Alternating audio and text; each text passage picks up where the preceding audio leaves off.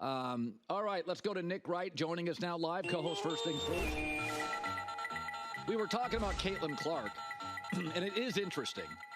Like, I'm on the internet last night because I'm sitting there watching women's basketball for like 4 hours. And people are like, Kim Mulkey's coaching. And I'm like, folks, you understand everybody in the league has also been trying to stop LeBron for 20 years and Luka for 6. You can't stop great. They just get shot. Mahomes is the greatest example. Is everybody spends all off season, we got to stop that guy in Kansas City. This year he had bad receivers. And he wins the Super Bowl. I watch Caitlin Clark, and it's like, I kind of feel like I watched Steph in his prime. It just looks different.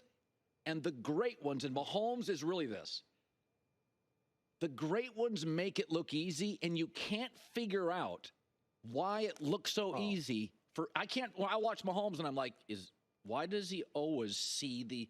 I mean, I watch Caitlin, and I'm like, if it was easy to stop her, you'd think LSU could, and they couldn't. Yeah, so I agree with almost all of that. I also maybe would have thrown a few more double teams at her. I'm not going to lie. Like, I don't know. Haley Van Lith was having a tough night. And it seemed like Flaugier might have been able to at least slow her a bit. They didn't go to that until there were 4 minutes left. But here's what is so, to me, remarkable about Caitlin. It doesn't look easy to me, Colin. It's off balance, off the dribble, fading from 26 feet. There have been, here is what I think is one of the coolest things about Caitlin Clark. Over the last decade, we have seen in prep sports, college, and now in the pros, guys who, when they were very young, watched Steph Curry and said, I want to play like him. And none of them have been able to do it. And she has. Yeah. She is the first person, male or female, that has taken Steph's game and duplicated it to her skill set. Whether it's the kick-ahead passing, whether it is the great court vision, or the impossible range. When they showed that stat last night that her average three-pointer this tournament or this season is from 26-plus feet, and then you saw it yesterday, I mean, it's incomprehensible. And so I understand that we now, everything is a GOAT debate in some way, shape, or form. And when you look at her resume compared to Taurasi or Breanna Stewart or Cheryl Miller or Shamiqua Holtzclaw, those people, they all have multiple national titles. And I don't think Caitlin's going to get one because I think South Carolina's better. People are going to say, so how can she be the best?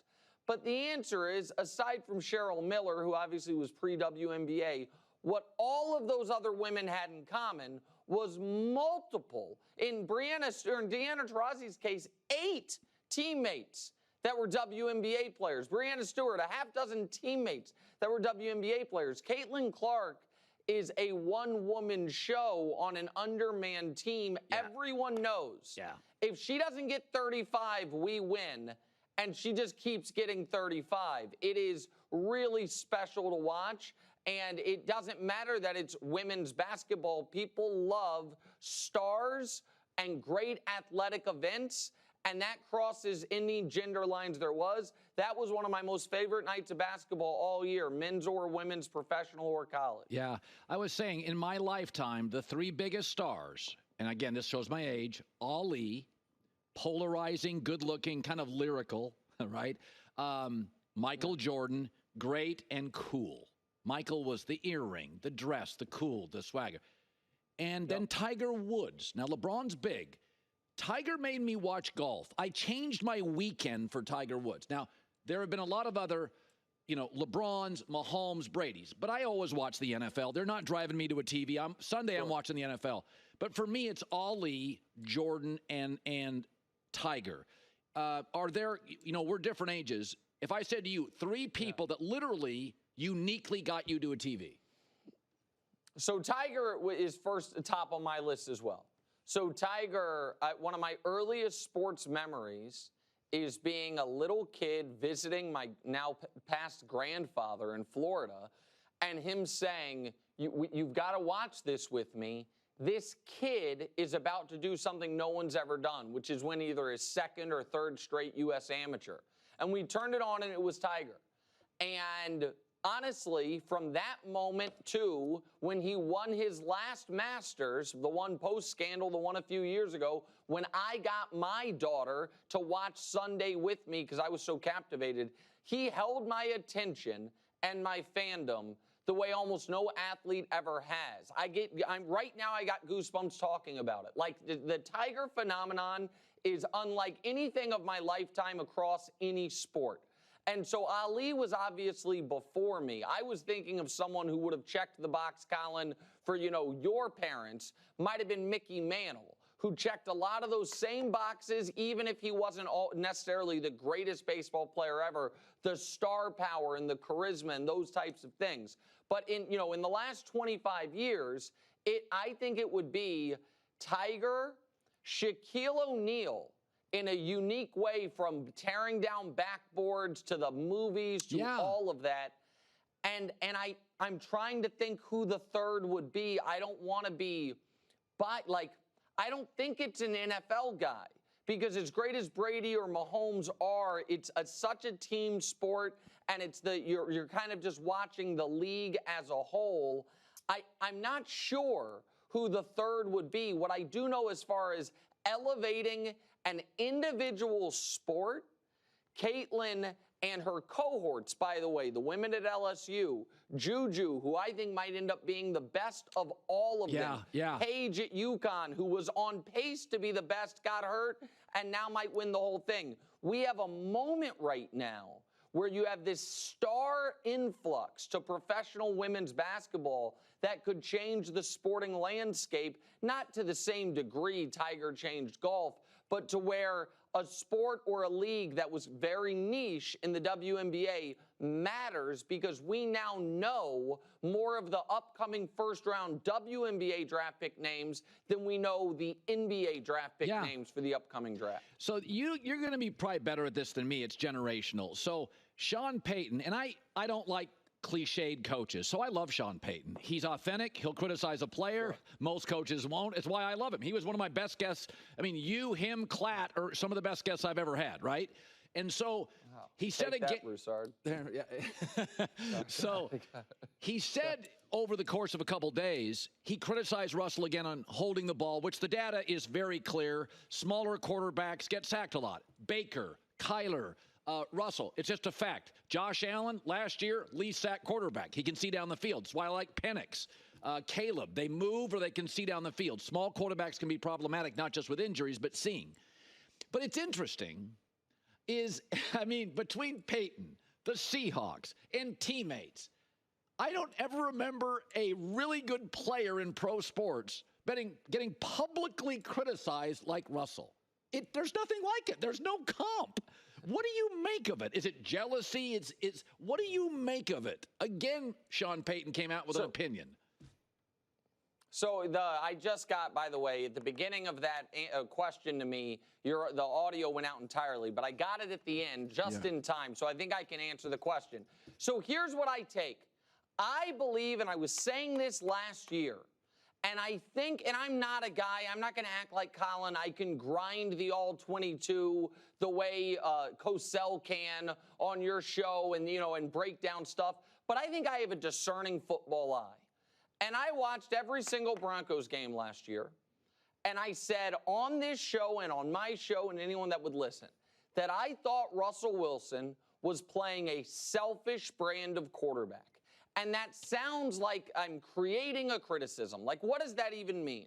And what I meant by that was, I think Russell Wilson knew he was going to be looking for work this summer and knew he needed to have something to hang his hat on, and determined pretty early on that's going to be my touchdown interception ratio. That is going to be that you are going to be able to put up the stats and say, look at the passer rating, look at the touchdown interception ratio. He's better. I'm still good. I'm better than you think. And in service of that, Colin, he took some of the worst, most drive-killing, inexplicable sacks I have ever seen.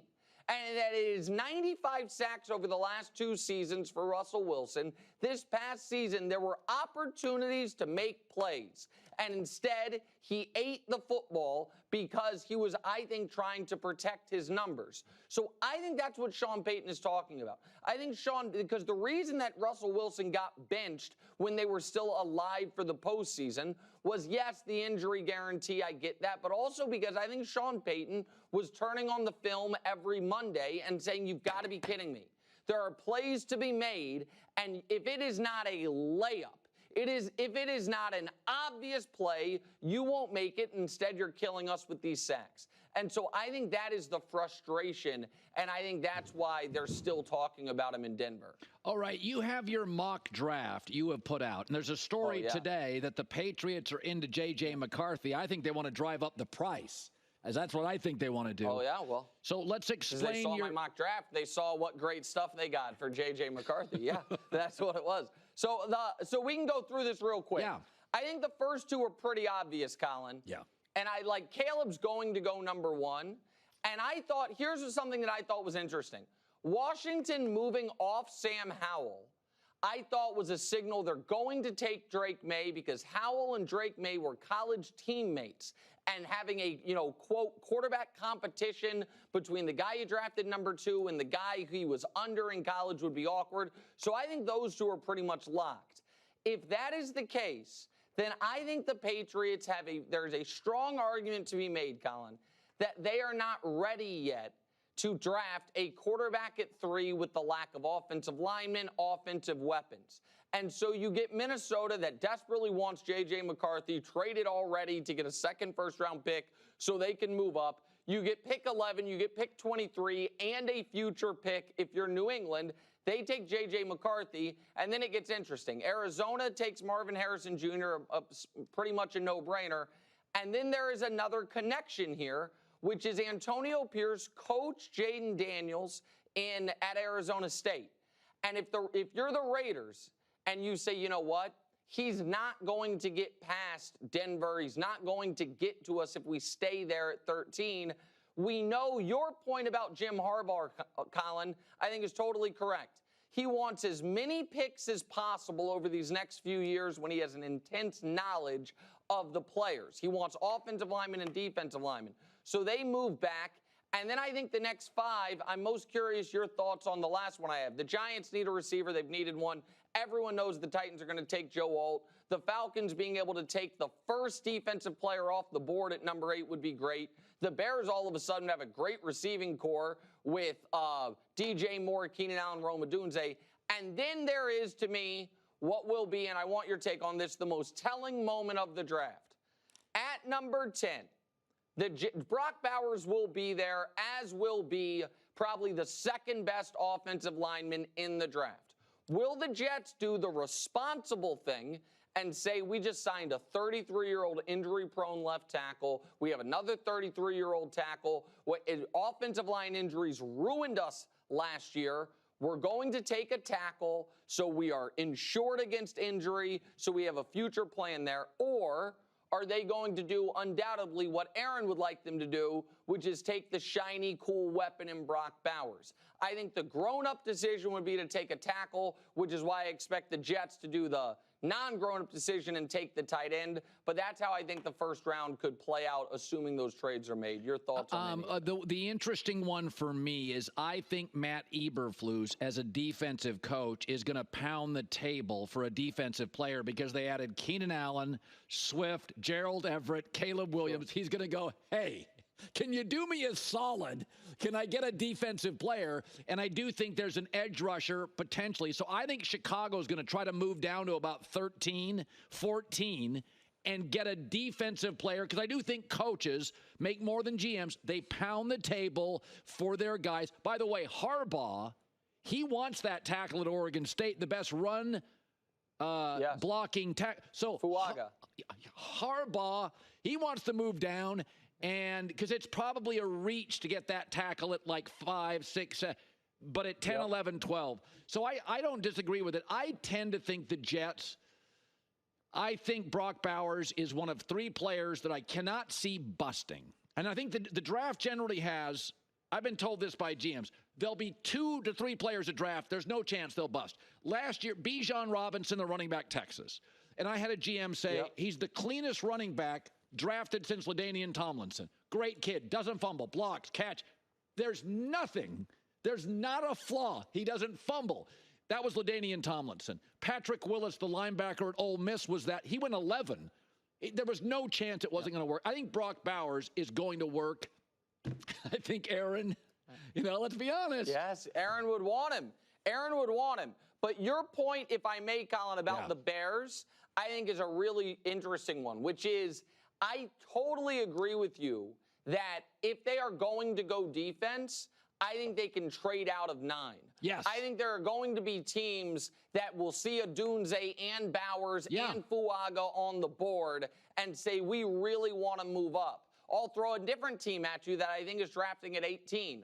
What if Cincinnati does trade T. Higgins? What if they're like, you know what, we can't pay Burrow, Chase, and Higgins? Would Cincinnati then be interested in moving from 18 up to 9 or 10 or up to 9 with the Bears to draft a weapon on a rookie salary scale that works better with their timeline as far as paying Burrow and Chase? If you're the Bears and you're not going to take a Dunze at 9 if he's there, I do think moving down makes sense because this draft is so heavy with 4 quarterbacks projected to go in the top 10, to at least 1, probably 3 offensive linemen projected to go in the top 15, and a guaranteed 3 receivers that are going to go in the top 15.